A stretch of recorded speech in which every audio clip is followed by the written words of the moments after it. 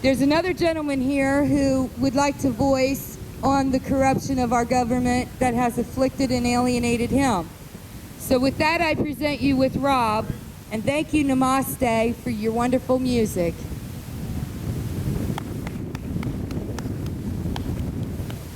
Thank you. I want to speak about VAWA again, Violence Against Women's Act. I'm going to repeat it 3 times.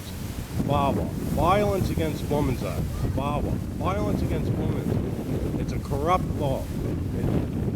The system is feeding on $1 billion tax every year. It encourages false allegations. I've been out of my home now, even though I acquitted myself from a felony aggravated assault charge with a false allegation totally. $50,000 to vindicate myself.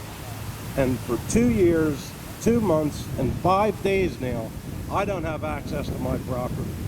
I can't believe this law. I don't know why the government just can't fix VAWA now. Get me back my property. Give me my civil rights back. That 4th Amendment right, I can't believe my right to property is totally demolished. My whole life savings are just frozen on a false allegation. It angers me. And millions of other men face the same situation. Once a woman makes a false allegation, they get her into a shelter. They pay $500, I believe it is, for like an hour counseling session to tear a family apart. It does nothing but tears families apart. Our fundamental unit in this country and even in the world, if we could keep families together, the economy would be better. As soon as 2 people split up, right away, their lifestyle goes down. Less income, less help for the children.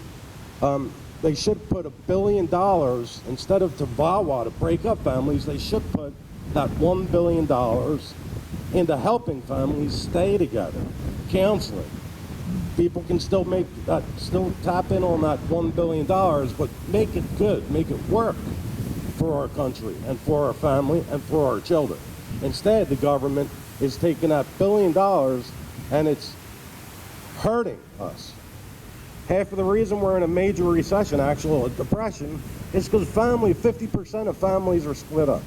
And then, kids just, the statistics, kids do less well in school, higher drug, end up in prison, etc., so on and so forth.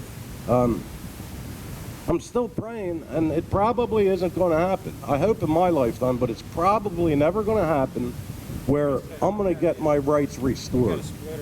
That's what I want, and I'm sure 1 million other men in this country right today are suffering even worse than myself.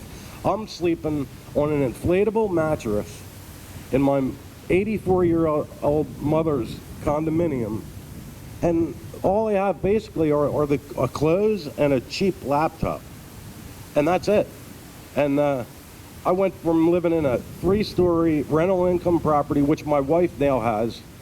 She gets the rental income, and in addition to that, I have to give her like $1,200 a month. So you add it up, and I can't even afford to live on my own. Thank you, VAWA. Thank you, Senate, and thank you, the House of Representatives. Thanks for passing that law without even discussing it. There wasn't even a discussion about it. It just got thrown on at the end of a bill and signed into law. That's it for today. I hope I can speak again and again and again, and I hope this word gets out. Thank you, VAWA. I wish you would disappear, take that $1 billion, put it towards families, keeping them together. Thanks again.